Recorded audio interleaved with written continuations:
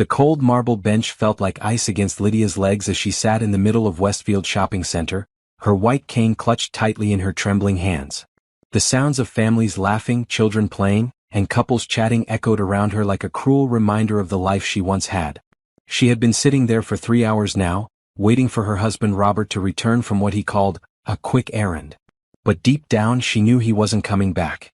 The realization hit her like a truck the same way the blindness had taken her sight 3 years ago. Robert had driven her here, helped her to this bench, kissed her forehead and said he'd be right back. That was the last she'd heard from him. Her phone showed 17 missed calls to his number, all going straight to voicemail. "Excuse me, miss, are you okay?" a security guard asked, his voice gentle but concerned. Lydia lifted her head toward the sound, trying to maintain her dignity even though her world was crashing down. "I'm waiting for my husband. He'll be back soon." The guard shifted uncomfortably. "Ma'am, it's almost closing time. We've been watching you here for hours." Hours? The word stung worse than any physical pain she'd ever felt. Robert had actually left her here for hours, knowing she couldn't see, couldn't drive, couldn't even call for help without her phone. The same Robert who had promised to love and protect her, for better or worse, when they married 5 years ago. Before the accident, Lydia had been different. She was Lydia Thompson, one of the most sought-after graphic designers in the city. Her designs had graced magazine covers, billboards, and corporate campaigns worth millions. She owned a beautiful downtown apartment, drove a red convertible, and had a bank account that reflected her success. Life was perfect until she met Robert Bennett at a coffee shop and fell head over heels in love. The accident happened 2 years into their marriage. She remembered that day clearly. It was supposed to be their anniversary dinner. Robert had insisted she take her car to get it detailed while he prepared a surprise at home. The brake failure happened on the highway. The doctors said she was lucky to be alive, but the head trauma had damaged her optic nerves. She would never see again. Robert had been so supportive at first. He sold her apartment and moved her into his smaller house, claiming they needed to downsize for her medical bills. He took over her finances, her business, everything. Lydia had been grateful then, thinking she was blessed to have such a caring husband. "Miss, I really think you should call someone," the security guard pressed gently. Call someone. That was the problem. Robert had slowly isolated her from everyone. Her friends were too busy to accommodate her disability, he said. Her family lived across the country, and Robert convinced them she was fine and didn't need visitors. Her business clients had been told she was permanently unable to work. One by one, everyone disappeared from her life until only Robert remained. And now he was gone too. The truth she'd been avoiding for months suddenly became crystal clear. The whispered phone calls that stopped when she entered the room. The way he'd started coming home late, smelling like perfume that wasn't hers. The credit card bills she couldn't see but could hear him discussing in worried tones with someone named Candace. Candace. Even the name made her stomach turn. She'd answered Robert's phone once by accident when it rang beside her. A woman's voice had giggled and said, "When are you finally going to get rid of the blind bat so we can be together?" Robert had snatched the phone away and claimed it was a wrong number, but Lydia wasn't stupid. She just hadn't wanted to face the truth. Now, sitting alone on this cold bench while strangers whispered about the poor blind woman, who'd been abandoned, she couldn't avoid it anymore. Robert had left her here like a piece of garbage, probably hoping she'd somehow just disappear from his life forever. The mall was getting quieter now, stores pulling down their security gates one by one. Soon she'd be alone in an empty building with nowhere to go and no one to call. A tear rolled down her cheek as she realized the full scope of her situation. She had no money of her own. Robert controlled everything. She had no friends left to call. Her phone was dying, and she didn't even know how to call a taxi or get home without help. For the first time since the accident, Lydia felt truly hopeless. The woman who had once commanded boardrooms and created million-dollar campaigns was now a helpless victim, abandoned by the very person who was supposed to love her most. The security guard's radio crackled, and she heard him step away to answer it. This was it. She was about to be escorted out into the night with nowhere to go and no one to help her. As she sat there in the growing darkness of her world, Lydia made a silent promise to herself.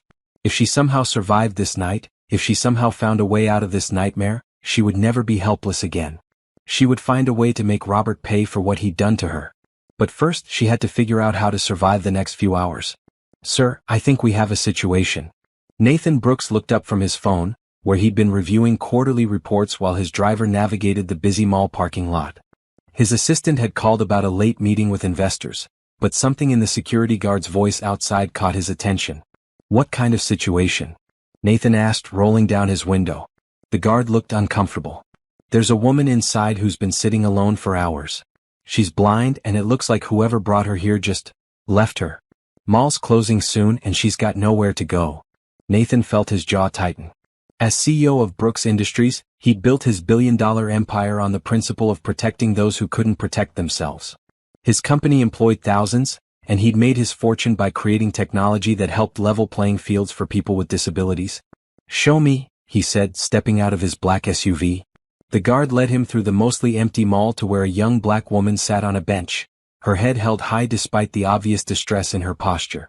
Even in her vulnerable state, Nathan could see her natural beauty, high cheekbones, full lips, and an elegant way of carrying herself that spoke of inner strength. "Miss?" Nathan approached slowly, his voice gentle. "I'm Nathan. I heard you might need some help."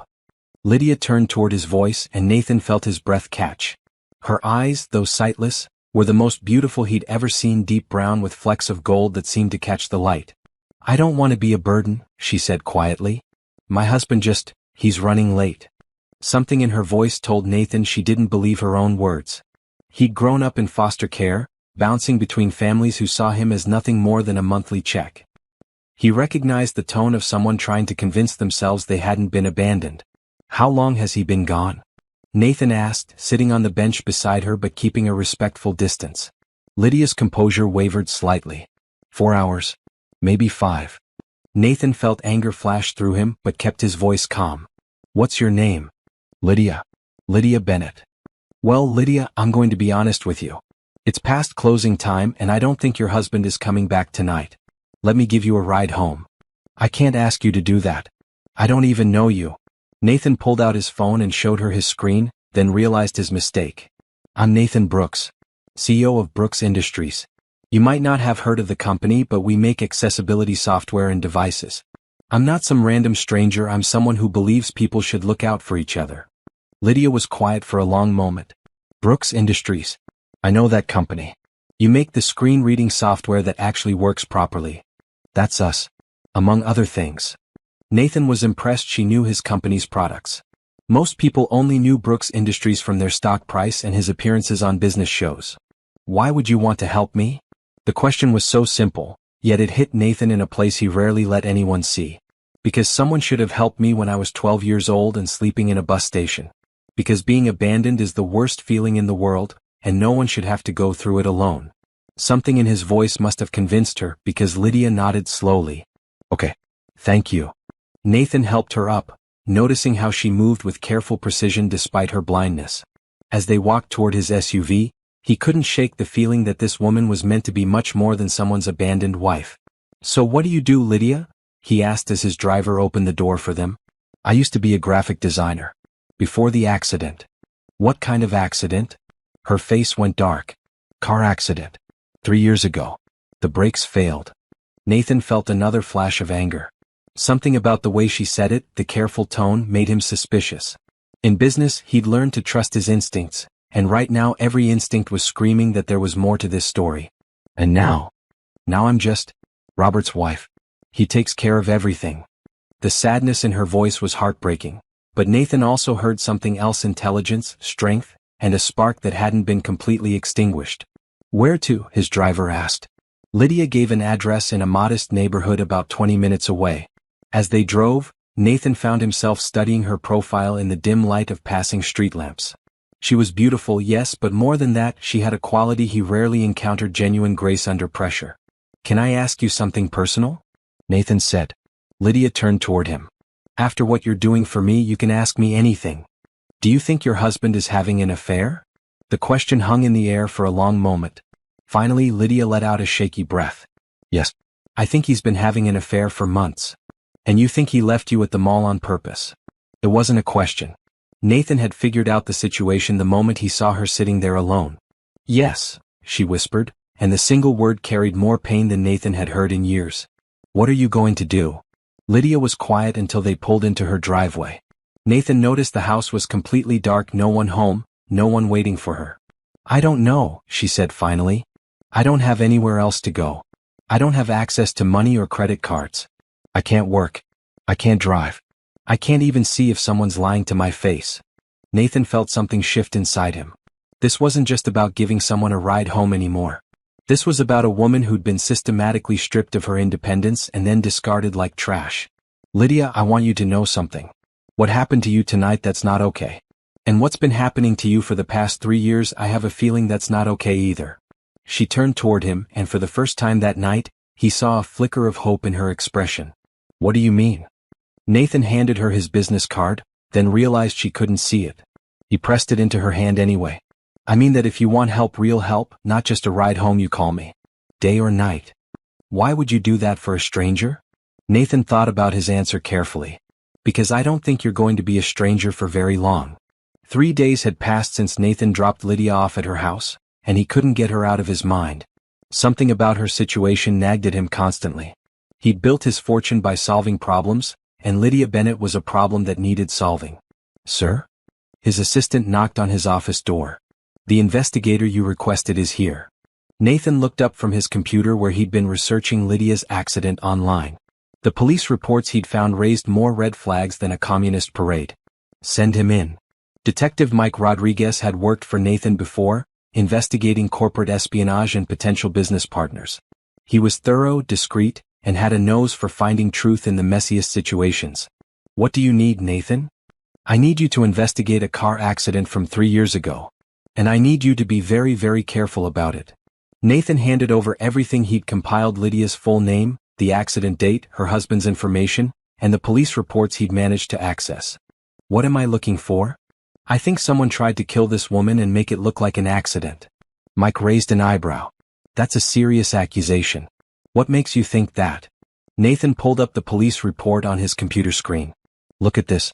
The investigating officer noted that the brake lines appeared to have been cut, but the case was closed as mechanical failure within 48 hours. No follow-up investigation. No interviews with family members. Nothing. That is suspicious, Mike admitted, scanning the document. There's more. I did some digging into her financials. Lydia Thompson was worth over $2 million when she married Robert Bennett. Her design company was pulling in $500,000 a year in revenue. After the accident, everything got transferred to his control. Mike whistled low. That's motive. The accident happened exactly 2 years into their marriage. In this state, that means Robert would have legal claim to her assets if something happened to her. But she didn't die. No, but she became completely dependent on him. He gained control of her money, her business, her entire life. From his perspective, it might have been even better than killing her. Mike studied the papers Nathan had compiled. You want me to find proof he tried to murder his wife? I want you to find the truth. Whatever that turns out to be. Nathan's phone buzzed with a text message. His heart jumped when he saw it was from Lydia. Robert came home yesterday. He said he got lost looking for a birthday gift for me and his phone died. He brought flowers and chocolate. But something feels wrong. Can we talk? Nathan showed the message to Mike. She's starting to figure it out herself. That could be dangerous. If this guy really did try to kill her once. Then we need to work fast. Nathan was already reaching for his car keys. I'm going to go check on her. You start pulling everything you can find on Robert Bennett and his activities over the past 3 years. Nathan, be careful. If you're right about this, you could be walking into a very dangerous situation. Nathan paused at his office door. Mike, that woman saved herself from a car accident that should have killed her, survived 3 years of blindness and isolation, and still has the strength to ask for help when she needs it. She's not the one I'm worried about. The drive to Lydia's house took 25 minutes in afternoon traffic. Nathan used the time to think about what he was going to say. How do you tell someone that their husband probably tried to murder them? The house looked different in daylight, smaller than he'd expected, older, and definitely not the kind of place where a successful graphic designer would choose to live. The lawn was overgrown and the driveway was cracked. Either Robert Bennett was terrible at home maintenance, or he was spending Lydia's money on other things. Nathan knocked on the front door and waited. He could hear movement inside, but it took several minutes for the door to open. When it did, his heart nearly stopped. Lydia had a fresh bruise on her left cheek, barely concealed with makeup. She was trying to smile, but Nathan could see the fear in her eyes. Nathan, I'm so glad you came. Please come in. Nathan stepped inside and immediately noticed how sparse the house was. The furniture was old and cheap, nothing like what he'd expect from someone who'd once been wealthy. Lydia, what happened to your face? She touched the bruise self-consciously. I walked into a door. I'm still getting used to the layout of this house. Nathan felt his hands clench into fists. How long have you lived here? Since right after the accident. Robert said we needed to downsize because of my medical bills. Where's your old place? He sold it. Said it was too hard for me to navigate with the stairs and everything. Nathan was quiet for a moment, processing this information. Lydia, can I ask you something? Do you know how much money you had before the accident? Her face changed, becoming guarded. Why would you ask that? Because I think there are things about your situation that don't add up. And I think you're starting to figure that out too. Lydia was quiet for a long time. Finally, she sat down on the worn couch and gestured for Nathan to join her. I had a lot of money, she said quietly. My company was doing really well. I owned a downtown apartment worth about $800,000. I had investments, savings, retirement accounts. I was set for life. And now Robert says the medical bills took everything. He says we're barely getting by on his salary from the insurance company. Nathan felt sick. Lydia, I need to tell you something. I had someone look into your accident. She turned toward him sharply. What did you find? The brake lines on your car were cut. The police noted it in their initial report, but the case was closed as mechanical failure without any real investigation. The color drained from Lydia's face. That's not possible. I have copies of the reports. Someone wanted that car to crash and they wanted you in it when it happened. Lydia stood up suddenly, pacing across the small living room. No, that can't be right. Robert would never. He loves me. Lydia, where was Robert the day of your accident? He was at home, preparing our anniversary dinner. Did anyone else know you were taking the car that day? She stopped pacing. Robert suggested I take it to get detailed. He said it would be nice to have it clean for our anniversary. Nathan watched the realization dawn on her face. He knew exactly where you'd be driving and when. Oh my God. Lydia sank back onto the couch, her hands shaking. Oh my God, you think Robert tried to kill me?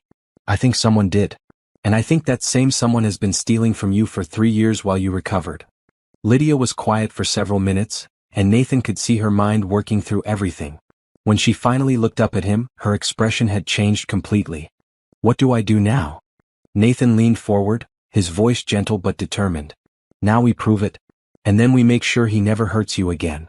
Nathan's office had been transformed into a war room. Papers covered every surface, whiteboards displayed timelines and financial records, and Mike Rodriguez sat across from Nathan's desk with a thick folder of evidence. It's worse than we thought, Mike said, opening the folder. Robert Bennett and his girlfriend Candace Morrison have been systematically draining Lydia's accounts for 3 years. Nathan felt his anger building with each piece of evidence Mike laid out. Bank statements showing massive transfers, forged signatures on legal documents, and photographs of Robert and Candace living it up at expensive restaurants and vacation resorts. They've stolen over $1.8 million, Mike continued. Her design company, her apartment, her investment portfolio, all of it liquidated and transferred to accounts in Robert's name. What about the accident? Mike pulled out another set of documents. I found the mechanic who originally looked at the car. He's willing to testify that the brake lines were definitely cut. He said he told the investigating officer, but somehow that information never made it into the final report. Nathan studied a photograph of Candace Morrison, a blonde woman in her late 20s with sharp features and calculating eyes. Tell me about the girlfriend. Candace Morrison, 28, works as a secretary at the same insurance company as Robert. They've been seeing each other for 4 years. 4 years. Nathan did the math. So the affair started before the accident. Gets better. I found text messages between them from right before the accident. Candace was pressuring Robert to handle the Lydia situation, so they could be together. Nathan stood up and walked to his office window, looking out over the city.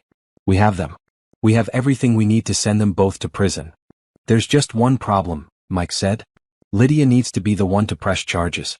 And she's going to need to be strong enough to testify. Nathan thought about the broken woman he'd found at the mall, then about the spark of strength he'd seen when she realized the truth about her accident. She's stronger than they think. But first, we need to give her back her power. Nathan turned back to Mike. I want you to keep digging. Find every penny they've stolen, every lie they've told, every crime they've committed. In the meantime, I'm going to help Lydia in a different way. 2 hours later, Nathan was sitting in the office of Dr. Sarah Chin, one of the country's leading ophthalmologists. He'd called in favors to get this emergency consultation. "Mr. Brooks, I've reviewed the medical records you provided. This is quite an unusual case. Can you help her?" Dr. Chin pulled up Lydia's brain scans on her computer. "The damage to her optic nerves isn't as severe as her previous doctors indicated. I believe she was misdiagnosed." Nathan felt his heart race. "What does that mean?" "It means that with the right surgical intervention, there's a very good chance we can restore significant vision.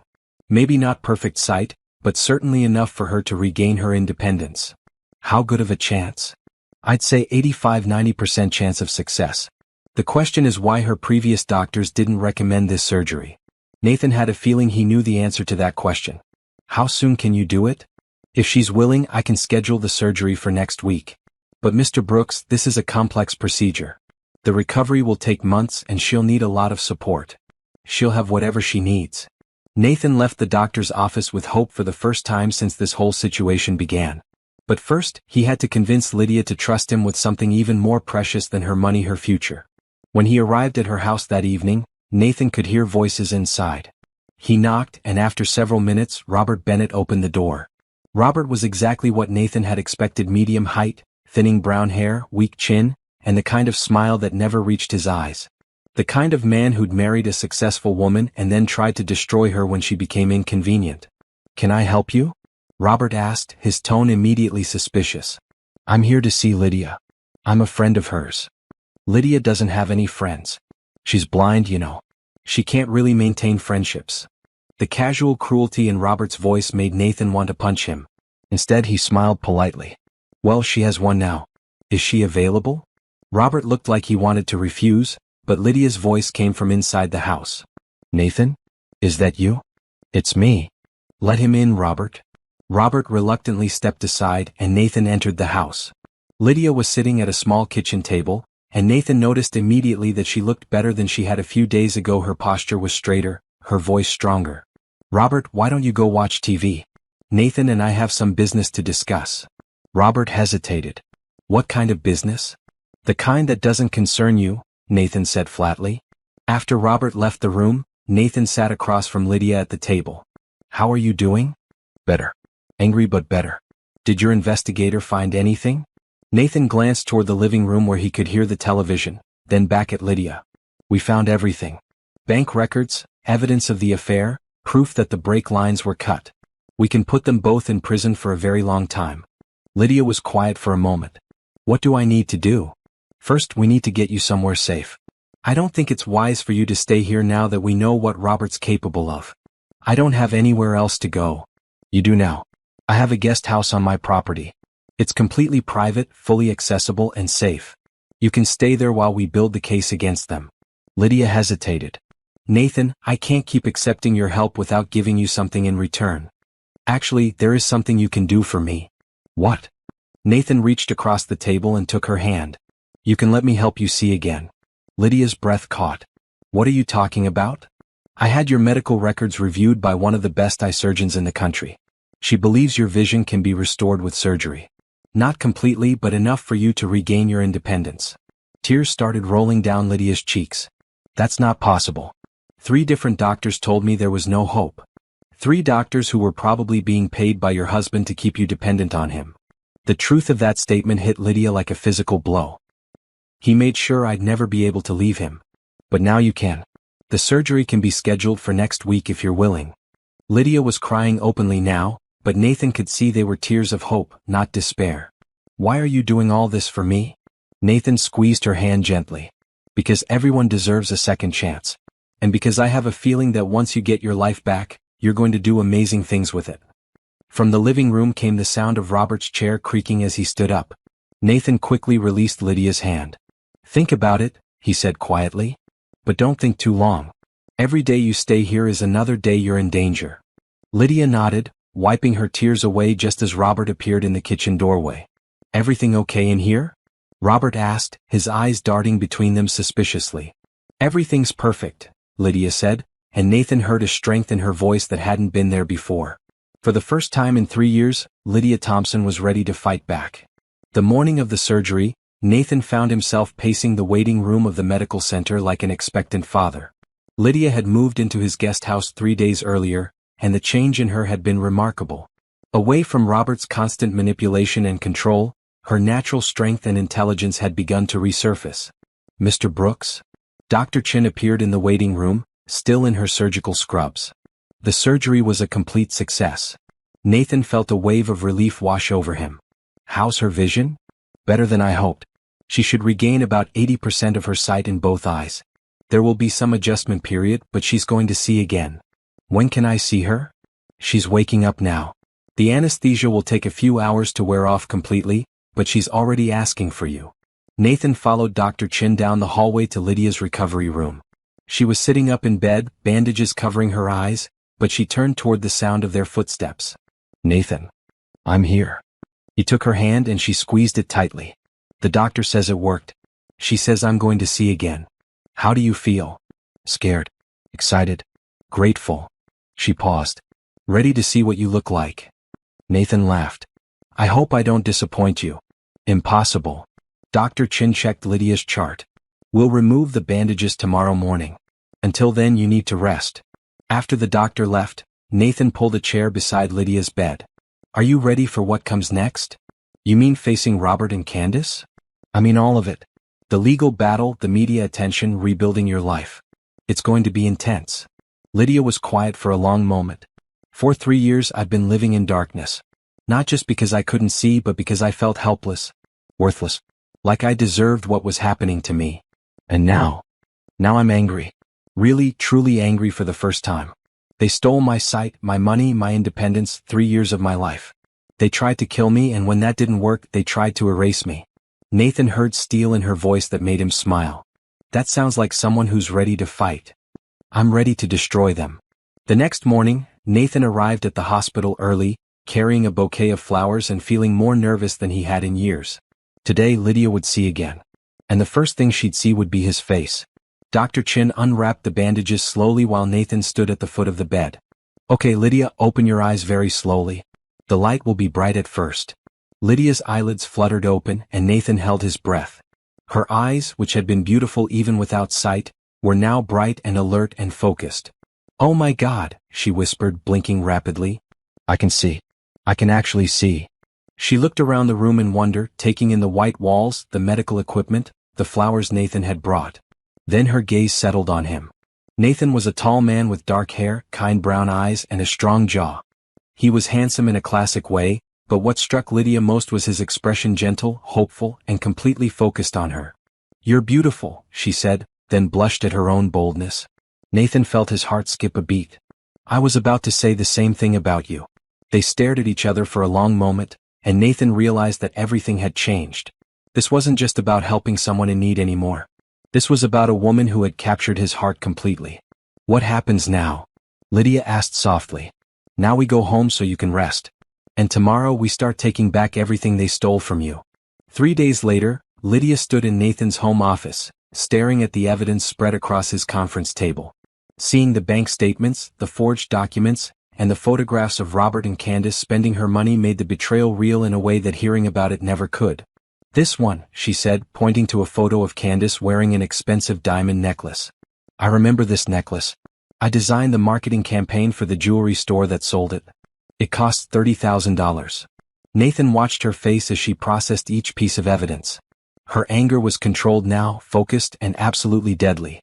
"They bought a house together," she continued, flipping through more photos. "With my money.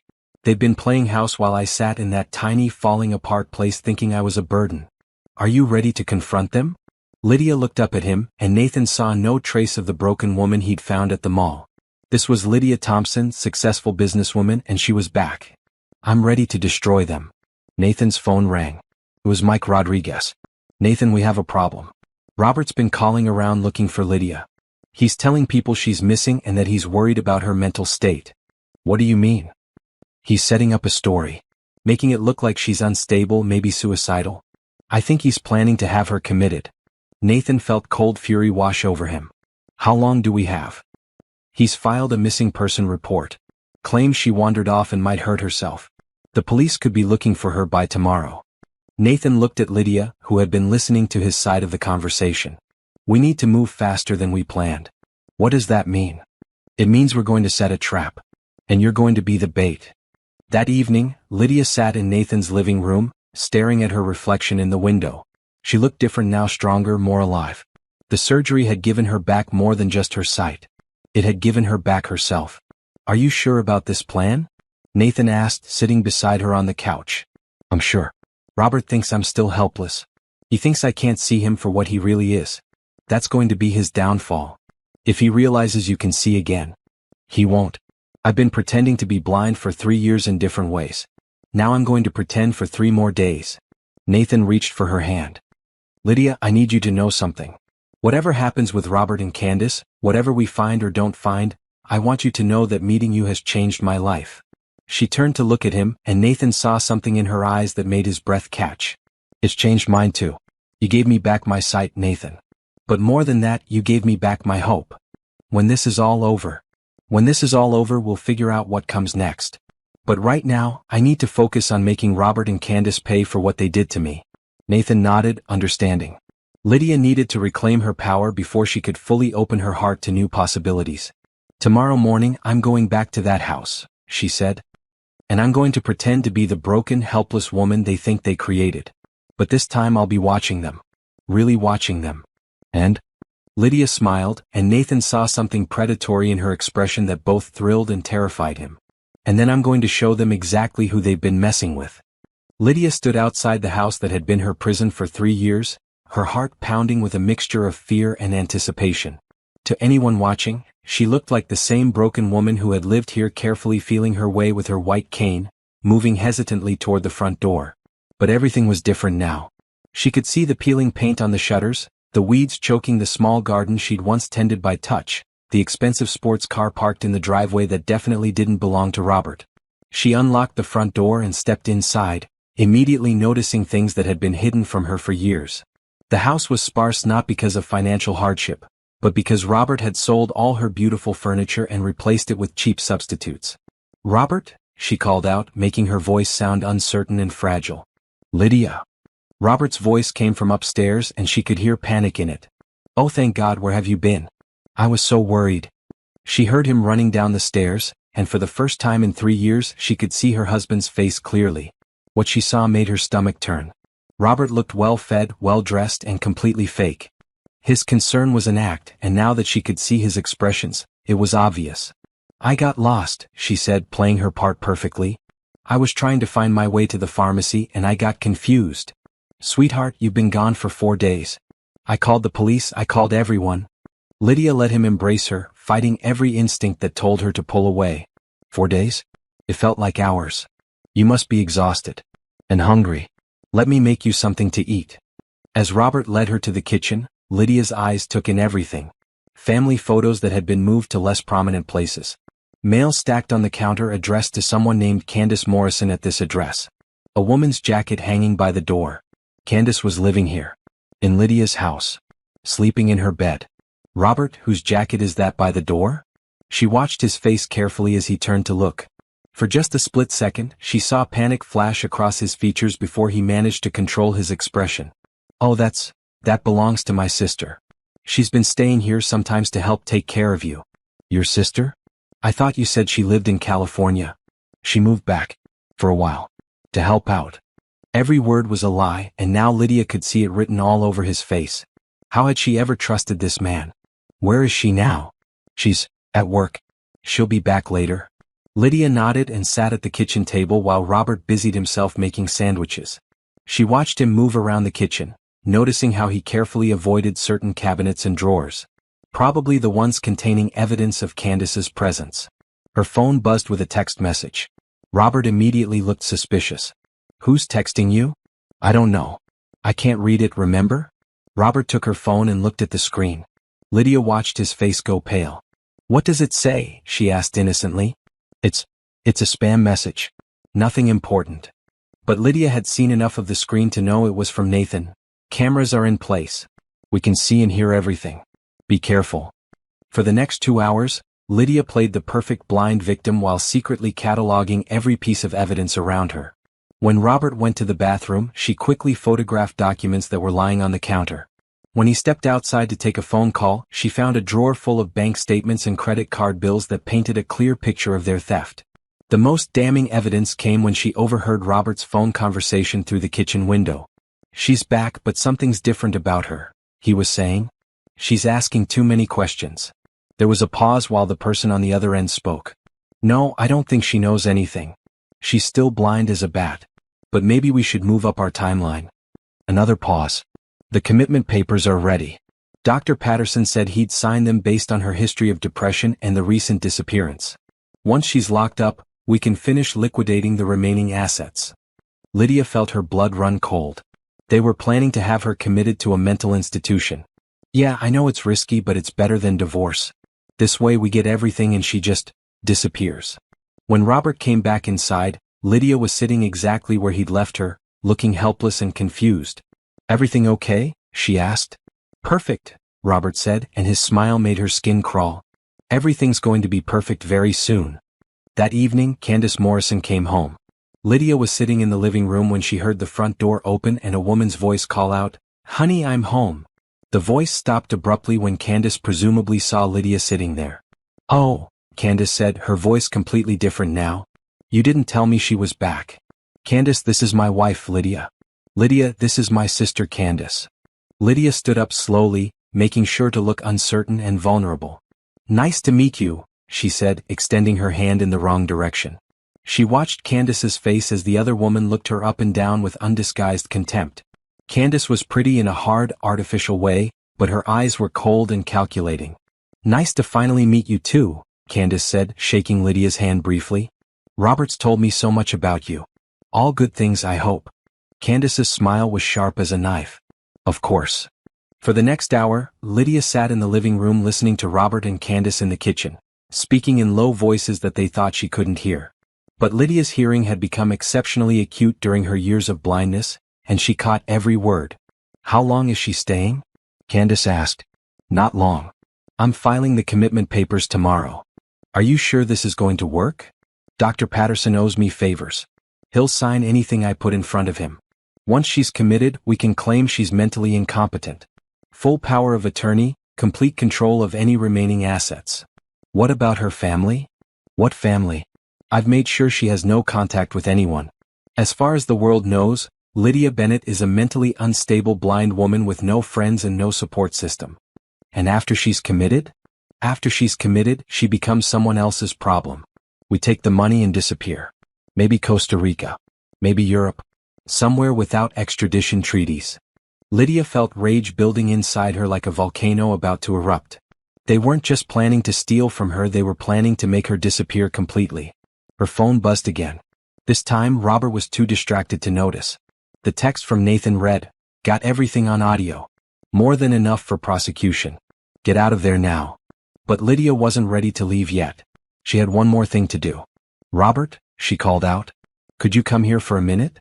I'm not feeling well." Robert appeared in the living room doorway, and Lydia could see the fake concern painted on his face. "What's wrong, sweetheart?" "I'm just tired. And confused. Could you help me understand something?" "Of course. Anything." Lydia stood up slowly, her hands trembling just enough to sell the performance. "Could you explain to me why my inheritance money was spent on a diamond necklace for your sister?" The blood drained from Robert's face. "What are you talking about?" "The bank statements, Robert. I may be blind, but I'm not stupid. I had someone read them to me." Behind Robert, she could see Candace frozen in the kitchen doorway, her face a mask of panic. "Lydia, you're confused. You're imagining things." "Am I? Am I also imagining the conversations you've been having about commitment papers? About Costa Rica? About making me disappear?" Robert's fake concern evaporated, replaced by something dark and dangerous. "You couldn't have heard those conversations. You were sitting right here." "I was. And I heard every word." For a long moment, they stared at each other across the small living room. Then Robert's face twisted into an expression of pure hatred. "You always were too smart for your own good. But not smart enough to realize that my own husband tried to murder me." The words hung in the air like a bomb waiting to explode. "That's a very serious accusation," Robert said, his voice low and threatening. "It's also true. The break lines, Robert. I know about the break lines." Behind him, Candace stepped into the room, and Lydia could see her hand reaching for something in her purse. "Robert," Candace said urgently. "We need to do something about this." "You're right," Robert said, and Lydia saw him reach toward the kitchen drawer where she'd noticed he kept tools. But Lydia was ready for them. "I wouldn't do that if I were you," she said calmly. "Why not? You're blind. You're helpless. And in about 5 minutes, you're going to have a very unfortunate accident." Lydia smiled, and for the first time she let her true strength show. "Because I'm not blind anymore. And because everything you've said and done for the past 6 hours has been recorded." She pulled out her phone and held it up so they could see the recording app running. "But most importantly," she continued, "because the police are already on their way." Robert lunged toward her, but Lydia was ready. 3 years of navigating the world without sight had made her reflexes lightning fast. She stepped aside easily and Robert crashed into the wall behind her. Candace screamed and ran for the back door, but it opened before she could reach it. Nathan Brooks stepped inside, followed by Detective Rodriguez and 2 uniformed police officers. "Robert Bennett and Candace Morrison," Detective Rodriguez announced, "you're under arrest for attempted murder, fraud, theft, and conspiracy." As the handcuffs clicked around Robert's wrists, he looked at Lydia with pure hatred. "This isn't over," he snarled. Lydia walked over to him, her posture straight and strong, her eyes looking directly into his. "Yes, it is," she said quietly. "It's been over since the moment you underestimated me." As the police led Robert and Candace away, Nathan put his arm around Lydia's shoulders. "How do you feel?" Lydia watched the squad cars disappear down the street, taking her past with them. "Free," she said. "For the first time in years, I feel completely free."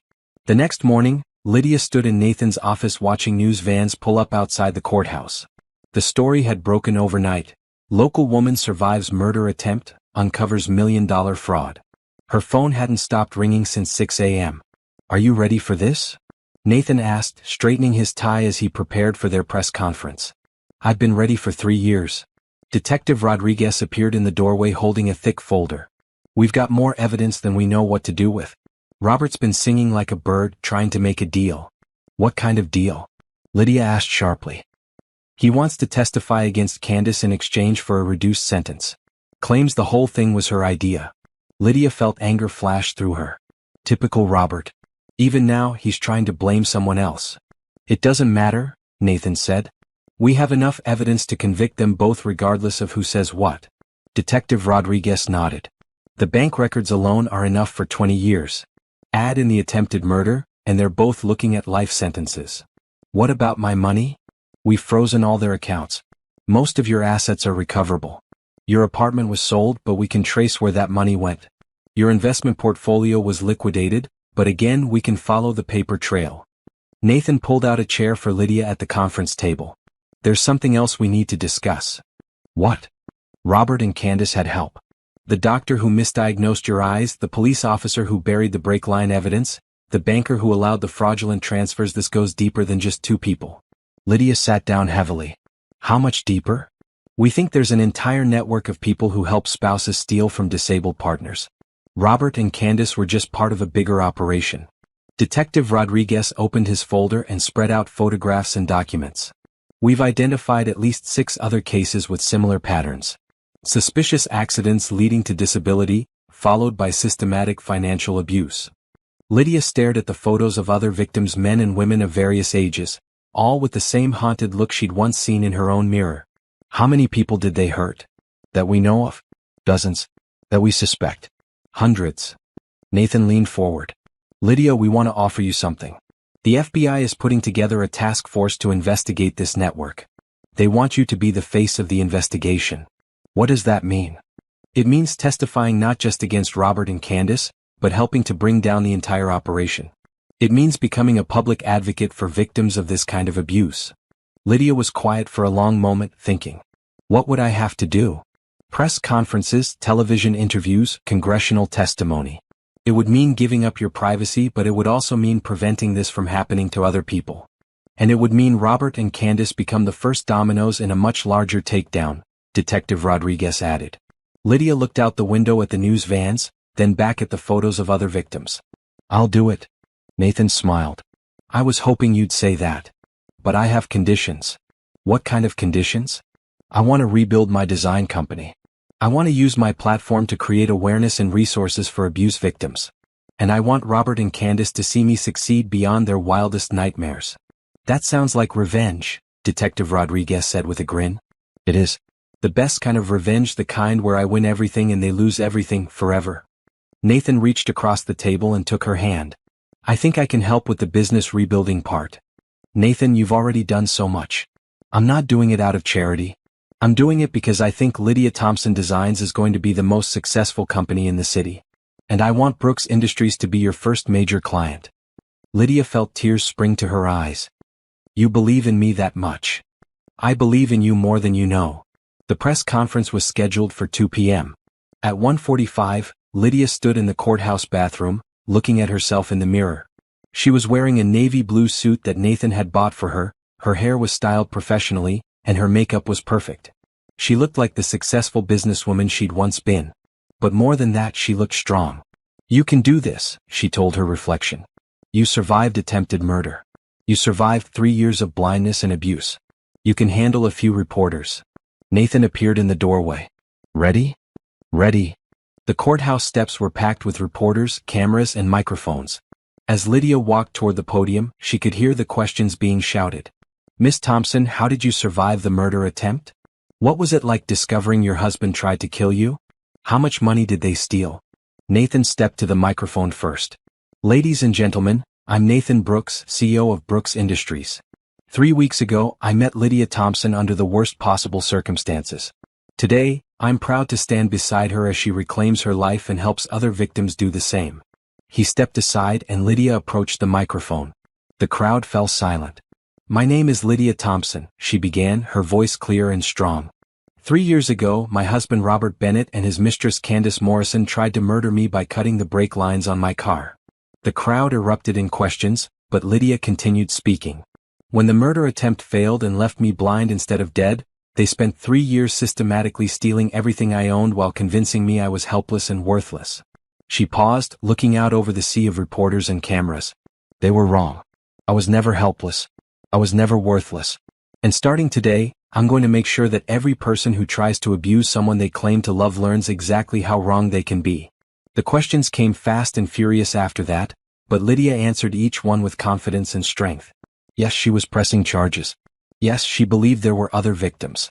Yes, she was working with federal investigators to uncover the full scope of the conspiracy. And yes, she was rebuilding her company and her life. As the press conference ended and the reporters dispersed, Nathan put his arm around Lydia's shoulders. How do you feel? Like I just declared war on everyone who ever thought they could hurt me and get away with it. Nathan laughed. I almost feel sorry for them. Don't, Lydia said, her eyes flashing with determination. By the time I'm done, Robert and Candace are going to wish they'd never heard my name.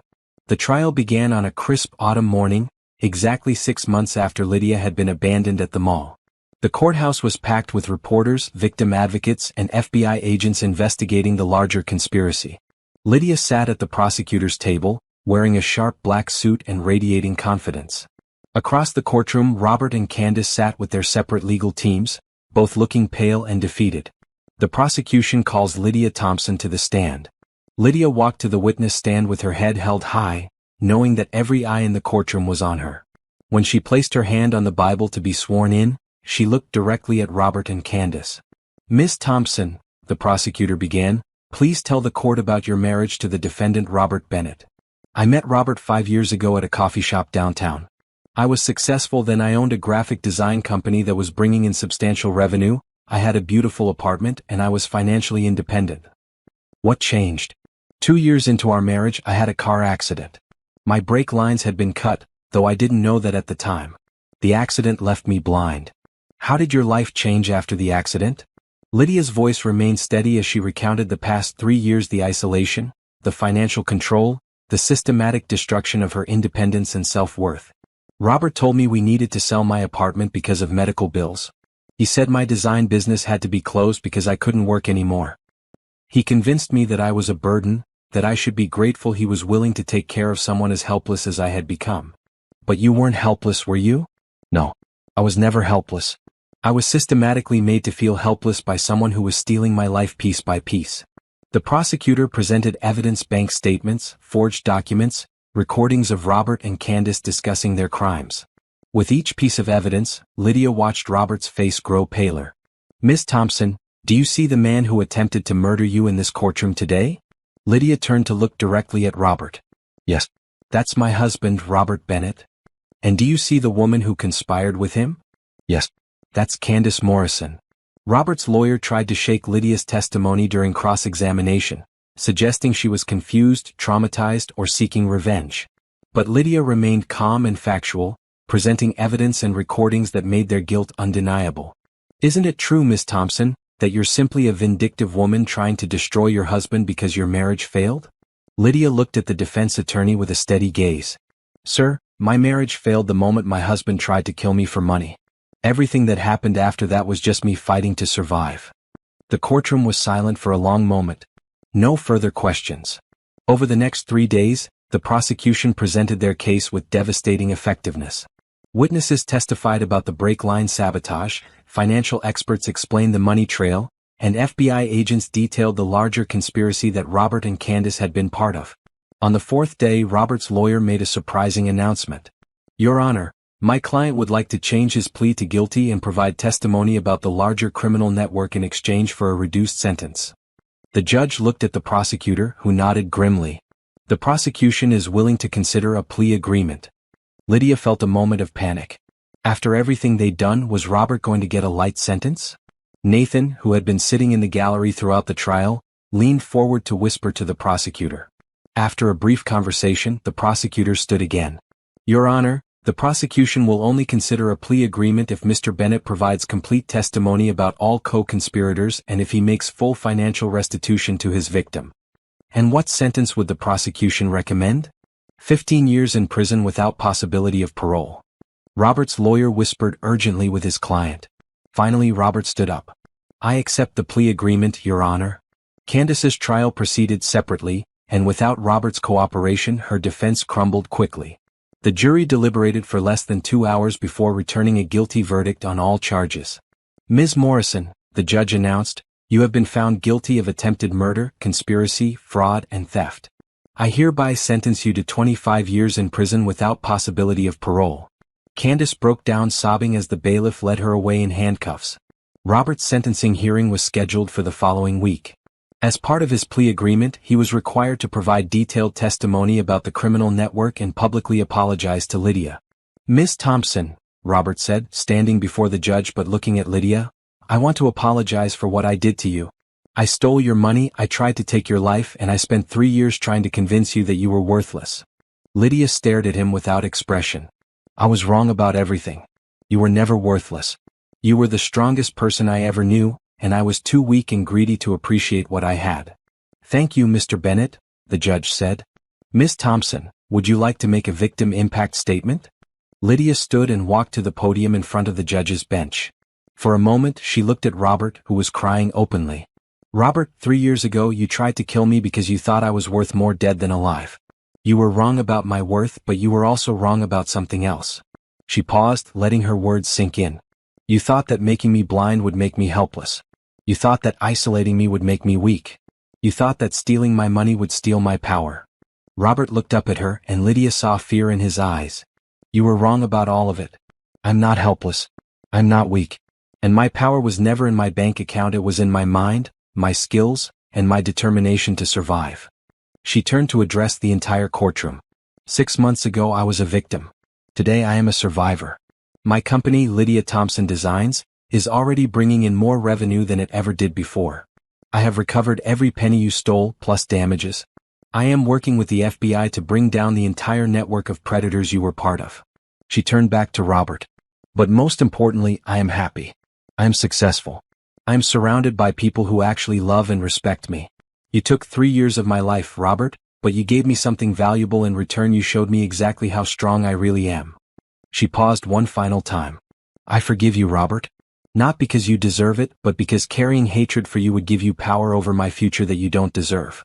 You are nothing to me now. Less than nothing." As Lydia walked back to her seat, the courtroom was completely silent.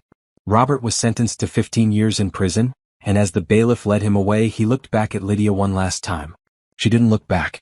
Outside the courthouse, Reporters crowded around Lydia and Nathan as they walked down the steps together. "Miss Thompson, how does it feel to have justice?" "Justice feels like freedom," Lydia answered. "Justice feels like the ability to build a future without fear." "What's next for you?" Lydia smiled and Nathan took her hand. "Everything," she said. "Absolutely everything." 6 months later, Lydia stood in the boardroom of her new offices, looking out over the city skyline. The view from the 30th floor of the downtown high-rise was spectacular, and it never failed to remind her how far she'd come. "Miss Thompson?" Her assistant appeared in the doorway. "The FBI task force is here for the quarterly briefing." "Send them in." Agent Sarah Martinez led a team of 5 federal investigators into the conference room. Over the past months, Lydia's testimony had helped them uncover a network of over 200 criminals operating in 12 states. "Lydia, thanks to your work, we've made 47 arrests this quarter," Agent Martinez announced. "The network is completely dismantled." "What about the victims?" "We've identified 312 victims and recovered over $50 million in stolen assets. Your foundation is helping coordinate support services for all of them." Lydia nodded with satisfaction. The Lydia Thompson Foundation for Abuse Survivors had become one of the most effective victim advocacy organizations in the country, providing legal assistance, financial recovery services, and emotional support for people who had been systematically abused by their partners. "Any word on Dr. Patterson?" Dr. Patterson was the ophthalmologist who had deliberately misdiagnosed Lydia's condition to keep her dependent on Robert. He pleaded guilty last week. 5 years in prison and permanent loss of his medical license. "Good." After the FBI team left, Lydia returned to her office where Nathan was waiting with lunch from their favorite restaurant. "How did the briefing go?" he asked, unpacking containers of Thai food. "They've identified 12 more victims just this week. Robert and Candace's arrests really were just the beginning." Nathan shook his head. "It's hard to believe how widespread this was. What's hard to believe is how long it went on without anyone noticing. People were literally disappearing, losing their identities, their assets, their freedom, and nobody cared because they were disabled or elderly or vulnerable. But now they have you fighting for them." Lydia smiled. "We're fighting for them. I couldn't do any of this without Brooks Industries' support." Over the past year, Nathan's company had provided technology, legal assistance, and financial backing for both Lydia's business and her foundation. But more than that, Nathan had become her partner in every sense of the word. "Speaking of fighting," Nathan said, "I have some news about Robert." Lydia looked up from her pad thai. "What kind of news?" "He's been transferred to a maximum security facility. Apparently, he tried to continue his scheme from prison, convincing elderly inmates to sign over power of attorney to him." "You're kidding." "I'm not. The man is apparently incapable of learning. He'll probably spend the rest of his life in solitary confinement." Lydia felt a brief moment of satisfaction, then pushed it aside. Robert was no longer her concern. She had more important things to focus on. What about Candace? Still serving her 25-year sentence. No possibility of parole, no communication with the outside world. She's effectively disappeared from society. Good.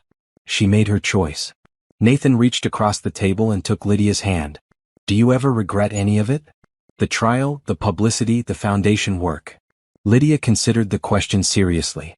The past year had been intense: congressional hearings, media interviews, building 2 organizations from scratch while managing her own recovery and trauma. "No," she said finally. "I regret the 3 years I lost to Robert's abuse. But everything that happened after I met you, even the difficult parts, led me to exactly where I'm supposed to be." "And where is that?" "Happy. Successful. In love with a man who sees me as an equal partner instead of someone to control or fix." Nathan smiled and squeezed her hand. "I love you too." They had said those words to each other for the first time 3 months ago, and Lydia still felt a thrill every time she heard them. This was what love was supposed to feel like: safe, supportive, empowering. "There's something else I want to talk to you about," Nathan said, reaching into his jacket pocket. "What?" Nathan pulled out a small velvet box and placed it on the table between them. Lydia's breath caught. "Nathan." "Lydia Thompson, you are the strongest, most brilliant, most beautiful woman I have ever known. You took a situation that should have destroyed you and turned it into a force for justice and change." He opened the box to reveal a stunning diamond ring, not flashy or ostentatious, but elegant and perfect. "I want to spend the rest of my life fighting beside you, building with you, and loving you. Will you marry me?" Lydia looked at the ring, then at Nathan's face, and felt her heart overflow with happiness. "Yes," she said without hesitation. "Yes, absolutely yes." Nathan slipped the ring onto her finger, and Lydia marveled at how perfectly it fit. Everything about Nathan was like that, perfectly suited to her life, her goals, her heart. "There's one condition though," she said with a mischievous smile. "What's that?" "I'm keeping my name. Lydia Thompson has been through too much to disappear now." Nathan laughed. "I wouldn't want you to change a single thing about yourself." As they sat in her office, overlooking the city where she'd once been abandoned and broken, Lydia reflected on the journey that had brought her here. Robert had tried to erase her, to make her disappear completely. Instead, he had inadvertently led her to a life more successful and fulfilling than anything she'd ever imagined. Her design company was thriving beyond her wildest dreams. Her foundation was saving lives every day. She was engaged to a man who loved and respected her completely. And Robert and Candace were spending decades in prison, their own lives effectively erased. The revenge was complete, and it was sweeter than she had ever imagined. 1 year later, Lydia stood in the bridal suite of the Grand Hotel, looking at herself in a full-length mirror. Her wedding dress was stunning ivory silk with delicate beading that caught the light with every movement. But more than the dress, what struck her was her own radiance. This was not the broken woman who had sat alone on a mall bench 2 years ago. This was Lydia Thompson, successful entrepreneur, victim advocate, and bride-to-be at the absolute peak of her power and happiness. "You look absolutely beautiful," said her maid of honor, Agent Sarah Martinez. Over the past year, the FBI agent had become one of Lydia's closest friends. "Thank you. I feel beautiful." "Are you nervous?" Lydia considered the question. "No. For the first time in years, I'm exactly where I'm supposed to be, with exactly the right person." A knock at the door interrupted them. "Miss Thompson? It's time." Lydia took one last look in the mirror, then walked toward her future. The wedding ceremony was held in the gardens of Nathan's estate, surrounded by 200 guests who represented the life Lydia had built over the past 2 years. FBI agents sat beside graphic designers. Abuse survivors mingled with tech executives. Her estranged family, who had flown in from across the country after reconnecting with her through news coverage of the trial, sat in the front row with tears in their eyes. As Lydia walked down the aisle, she caught sight of Nathan waiting for her at the altar. He was devastatingly handsome in his black tuxedo, but what made her heart race was the expression on his face, pure love and admiration. When she reached the altar, Nathan took her hands and whispered, "You are absolutely perfect. So are you." The ceremony was beautiful but brief. They had both waited long enough for this moment. "Do you, Nathan Brooks, take Lydia Thompson to be your wife, to love and cherish, to support and encourage in times of joy and times of challenge?" "I do," Nathan said, his voice strong and clear. "Do you, Lydia Thompson, take Nathan Brooks to be your husband, to love and cherish, to support and encourage in times of joy and times of challenge?" Lydia looked into Nathan's eyes and saw her entire future reflected there. "I do. By the power vested in me by the state, I now pronounce you husband and wife. You may kiss the bride." Nathan's kiss was gentle and passionate, and as their guests erupted in applause, Lydia felt like she was floating. The reception was held in a grand ballroom that Nathan had rented for the occasion. As they danced their first dance to "At Last" by Etta James, Lydia marveled at how appropriate the song was. "At last, my love has come along," she sang softly along with the music. "No regrets?" Nathan asked as he spun her around the dance floor. "Only one." Nathan looked concerned. "What?" "I regret that it took me so long to find you." Nathan laughed and pulled her closer. "Well, I'm not going anywhere now." As the evening progressed, Lydia found herself surrounded by people celebrating not just her marriage, but her transformation. Clients praised her design work. Foundation beneficiaries thanked her for changing their lives. FBI agents reported on cases they'd solved using methods she'd helped develop. But the moment that meant the most came when Agent Martinez approached her with a special guest. "Lydia, I want you to meet someone. This is Patricia Williams. She's one of the victims we found because of your case." Patricia was a woman in her 60s who walked with a cane but had bright, intelligent eyes. "Miss Thompson," Patricia said, taking Lydia's hands, "I wanted to thank you personally. My son and his wife had convinced me I was losing my mind, that I needed them to manage my finances. They stole over $300,000 from me before your case showed the FBI what to look for. Did you get your money back?" "Every penny. Plus damages. But more than that, I got my dignity back. Your foundation helped me find lawyers, counselors, and a support group. I'm not a victim anymore, I'm a survivor. We're all survivors, Lydia said, embracing the older woman. As the reception wound down, Lydia and Nathan found themselves alone on the balcony overlooking the city. In the distance, she could see the lights of downtown, including the building where her office was located. What are you thinking about? Nathan asked, wrapping his arms around her from behind. I'm thinking about how different everything is now. 2 years ago, I was sitting on a bench in a mall, thinking my life was over. And now I have everything I ever wanted, plus things I never even knew I wanted. A thriving business, a foundation that's making a real difference, and a husband who loves me exactly as I am. What about Robert and Candace? Do you ever think about them? Lydia considered the question. Sometimes, but not with anger anymore. They're exactly where they belong, and I'm exactly where I belong. Any idea what you want to do next? Lydia smiled. I want to expand the foundation internationally. I want to build Lydia Thompson Designs into a global company. I want to write a book about surviving abuse and rebuilding your life. That's a lot of goals. I have a lot of energy to make up for lost time. She turned in his arms to face him. But most of all, I want to build a life with you. Maybe start a family. Create something beautiful together. Nathan kissed her softly. I love the sound of that. As they stood together on the balcony, Lydia reflected on the incredible journey that had brought her to this moment.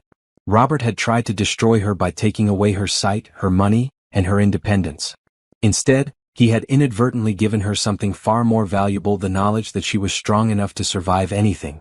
The attempted murder that was supposed to end her life had actually saved it. The blindness that was supposed to make her helpless had taught her to see clearly. The theft that was supposed to impoverish her had shown her what real wealth looked like. Real wealth wasn't money in the bank, it was the ability to build something meaningful from nothing. Real power wasn't control over others, it was the strength to overcome any obstacle. Real love wasn't possession or manipulation, it was the choice to stand beside someone as they became their best self. Robert and Candace had lost everything they thought was important: money, freedom, status, future prospects. They would spend decades in prison, forgotten by the world, their crimes serving as cautionary tales.